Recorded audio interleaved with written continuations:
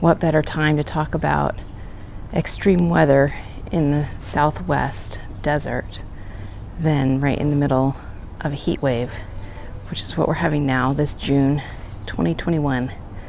We are having extreme heat. We can expect in the 90 degrees Fahrenheit in June, but we are having 106, 111 degrees Fahrenheit. It's been really hot, and that has an impact on all of us as people and on our plants and on our animals. And so let me talk about a couple of self-care tips, and then we'll move into the garden, talk about the garden and our animals a little bit. So self-care, I would recommend doing garden tasks in the morning as often as possible, and come in from outside when it starts to heat up. We kind of sometimes don't realize how the heat's affecting us till after we're done with our activity, whether we're out on a hike or working on a task outside. And sometimes it's not till later where you're going, oh, I feel sick, or I don't feel so good. My chickens are making a noise.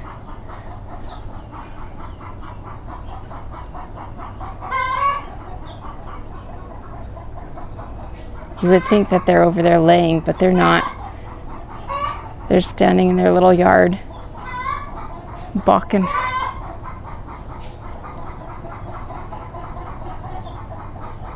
Let's go take care of chickens, and then we'll go over self-care.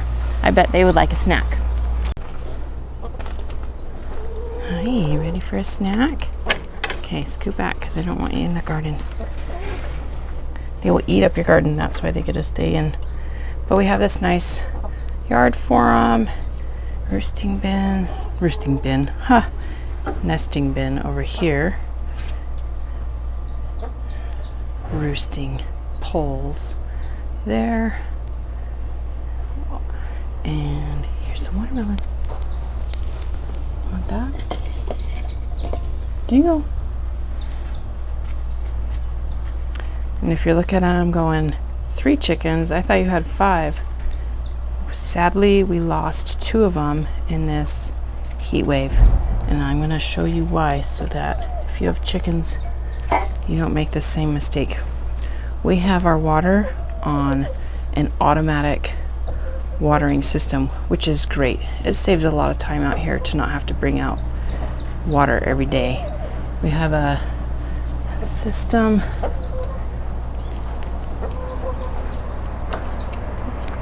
You can see it starts from out there.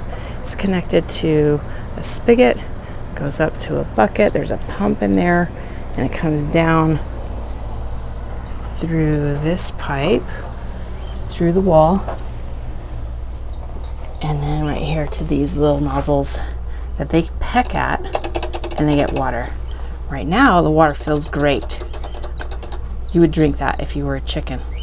However, in the heat of the day, when it's 111 degrees, that water gets hot. And so we need to do something to insulate it, because chickens will not drink hot water. And I think that is what my guess is, how we lost those 2 birds. I think they weren't drinking and got just heat exhaustion already because of the heat. Chickens will pant, they will spread their wings, they will sit in the dust and cool themselves off. They can do that on their own. But if they don't have access to cold water, they will die. So if you're doing that automatic watering system, make sure it's insulated. And until that happens, we have been filling up water dishes with cool ice water. I'm gonna go take that in and wash it for them. They make a mess of it. I'm gonna go clean it and fill up some water and put a little ice in it. It's not like they say not to give dogs ice water, but it's not the same with chickens. You can throw some ice in there. And then cool vegetables and fruits. So watermelon, leafy greens, give them some snacks that can help cool down their system too. Hi. You're such a pretty bird. That's Zinnia. And we had a couple other buff Orpingtons, so I have no idea which one that one is. We had Chamomile, and what was the other one's name? Carrot Top, and there was one more, and I forgot if she was Sunshine or Daisy, or Sunshine Daisy or something like that. And then the gray one, that's a Lavender Orpington, and her name is either Scarlet or Evergreen. I'm not sure, because we had two of those. The other one didn't die. It was a rooster, and a friend's cousin came and picked him up because we can't have roosters in the city. So he took our Lavender Orpington rooster to his farm. You like watermelon, huh? All right, we're gonna go get them some fresh cold water. I'm usually a wild birds can fend for themselves kind of a person, but I've seen our bird visitors kind of struggling, panting, and looking for water sources. They come near this spigot, and it's not dripping as there must be a little tiny drip. The soil's wet a little bit right there. There must be a very small drip that they're going for.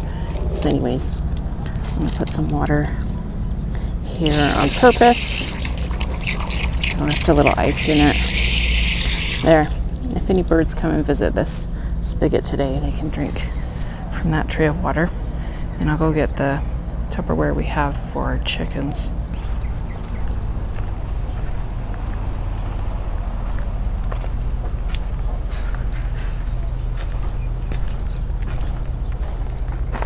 Yeah, I brought you some water.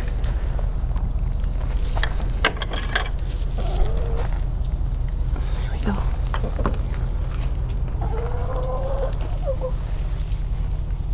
There you go, have some water. All right, well, that's the animal care portion of the video. They do have some shade in here. They usually like to hang out underneath the nesting bin, right under there. So yeah, if you can offer your birds a little bit of shade, a little bit of cool things to eat, and some cool fresh water to drink, and we'll come out and change that again later today, maybe a couple times. We'll make sure it hasn't been tipped over. Hi, did you look at me? Or all drunk up or evaporated, who knows. We'll just come check it later. Hi, sweetie.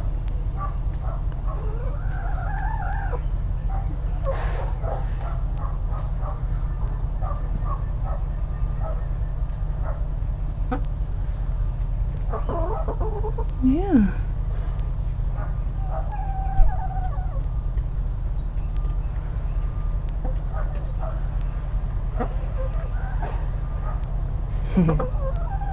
Some chickens adore being petted, and these ones, they don't seem to care if I don't pet them.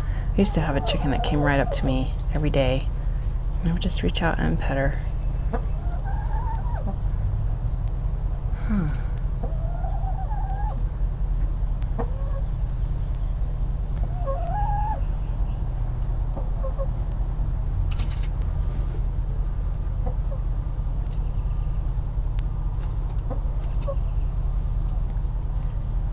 If you know you're not going to let your chickens in the yard for several months out of the year, make sure you build a run connected to their coop, because they love to move around. You can't keep them cooped up all day. They've got to be able to walk around. And I can't let them in my garden through certain parts of the year because they will just devour it. They're really good foragers. You're a pretty bird, huh?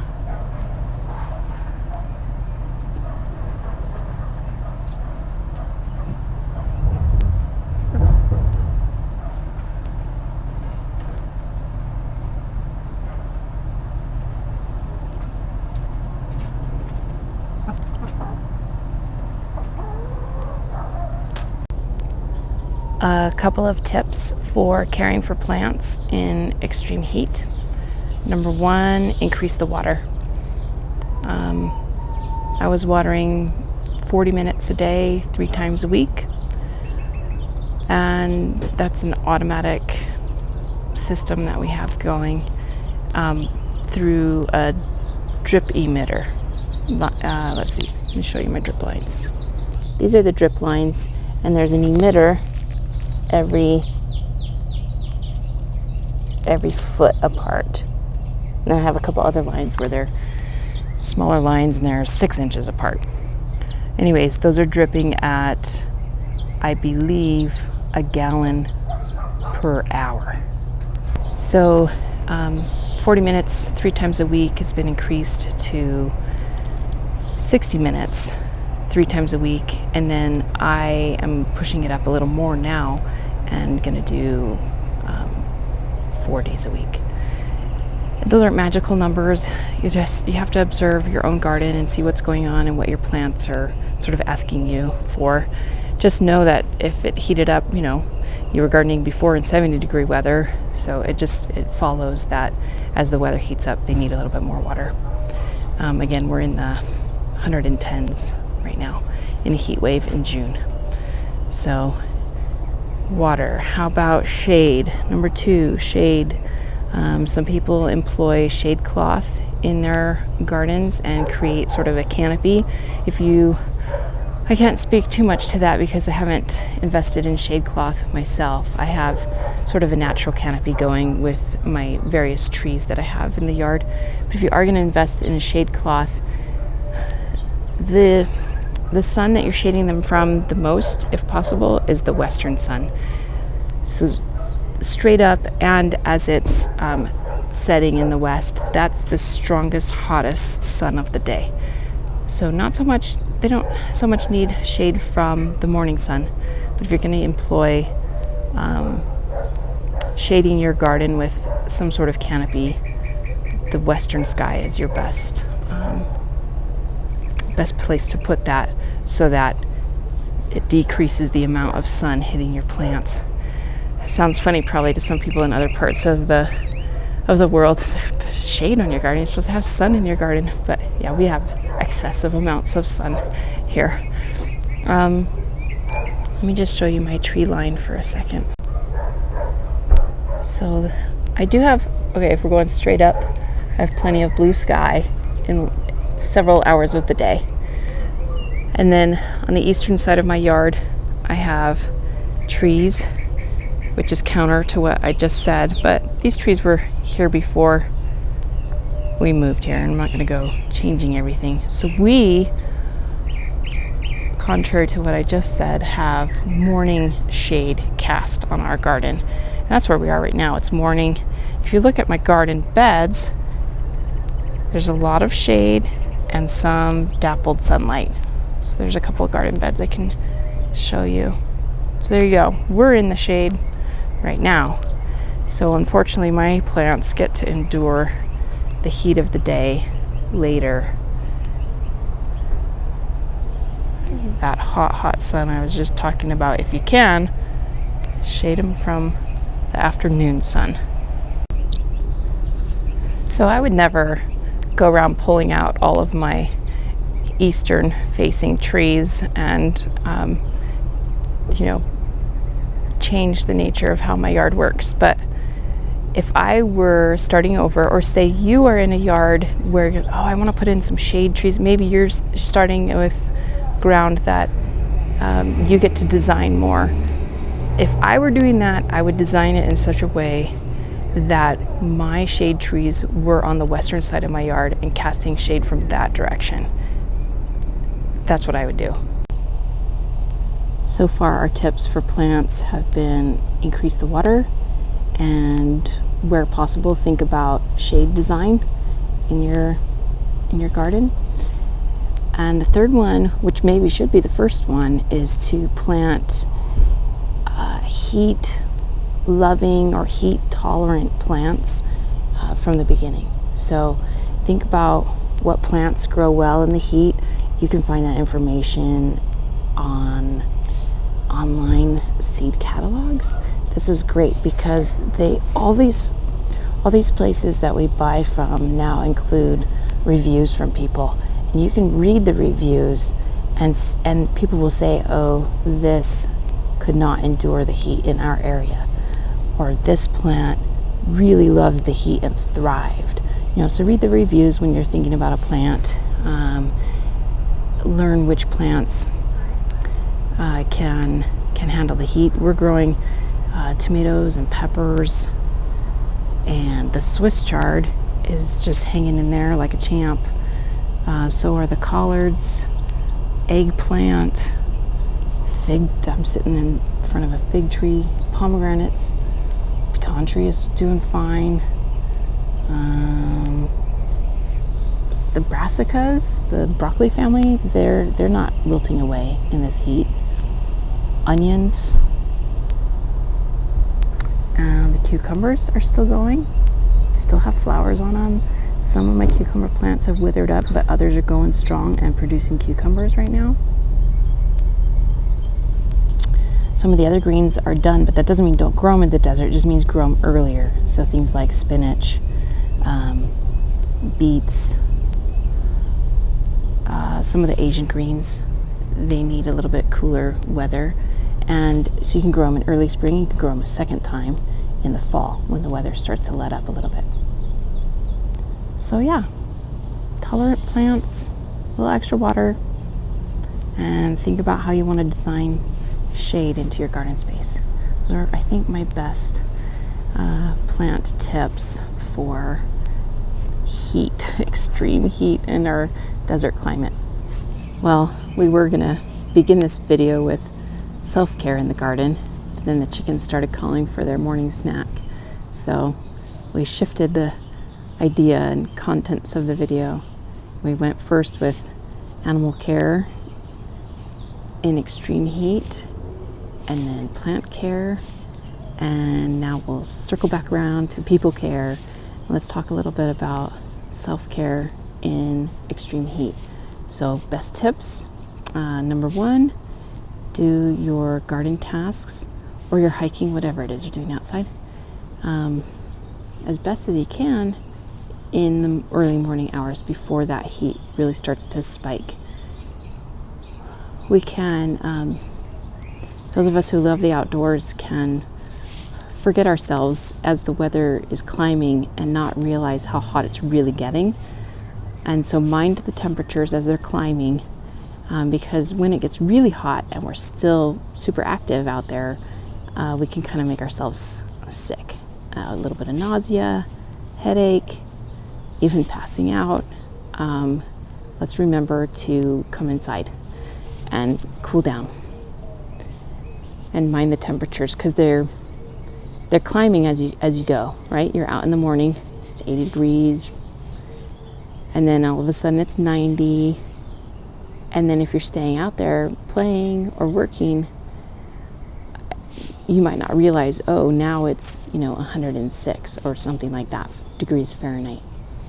So just be watchful of what the temperatures are doing and give yourself a break. Go inside, cool down. Number two, hydration. I am a huge fan of water. I will drink water and drink some more and drink some more. The other day, another thing to consider is, I don't usually promote juices and electrolyte drinks, but the other day I was working hard in the garden and I had drunk ice water and was feeling a little bit low, and the heat and the work was taking it out of me. And my husband came out with a drink. He said, here, drink this. And what he had done was blended up ice water. I don't know if he put water in it. It was definitely ice blended up and all soft. And sorry, I stop and look at birds. Like, it reminds me of those dog cartoons where, oh, squirrel. I do that for birds. I'll stop talking and, oh, what bird was that? It's a finch. what was I saying? He came out, okay, he blended up ice. So it was really soft, like a Hawaiian shave ice. And he had blended it up with an electrolyte powder. And so, I mean, I don't know. I'm not a nutritionist. I can't go around telling people this is really good for you. You should have this. I'm not a you should, because you never know what other people's allergies are and things. You could tell people fruit and vegetables are really good for you. You should be eating those. And then I came across a person who's actually allergic to fructose. It's the weirdest allergy. I've heard of a lot of interesting allergies, but this man, he eats meat and nuts and seeds and the vegetables that have less fructose in them, like the leafy greens and things like that. So interesting. So yeah, I hesitate to say you should do this, but I will say that drinking that electrolyte blended up with the ice, it completely lifted me up. It was very different than just hydrating with water. So there's a thought. Take it or leave it. I wear a hat in the sun. Seems to keep some of that strength of the sun off of my skin. I wear sunscreen also. Some people just love the sun on their skin. So that's another one. I have to do it for me because I have had some skin cancer. So I do cover up. But man, I love a little bit of sun on my arms and on my face too. So, and I can't blame anybody if they're not using hats and sunscreen. But do take care of your skin, do hydrate, and do go inside at some point and give yourself some relief. Don't make yourself sick in this heat. I think those are my best people care tips. I'm watching the bird because that tray of water I put out is nearby me, and he's trying to be brave and go to it even though I'm sitting, I must be 15 feet away. There he goes. You know what, I'm going to turn the camera around. Hang on. There's that orange tray of water I put out a minute ago. Yeah, you going to go visit my tray? And that is a house finch. And he's scared of me because I'm too close for him to feel confident. There you go. Go drink some water. He sees it. He knows it's there. Also, I put it in a place I knew the wild birds were visiting. He's still pecking. Ha, that's funny. He's not even going for the tray. He's pecking at the water spigot. Look, there's a tray of water there for you. They'll find it at some point. They'll realize it's there.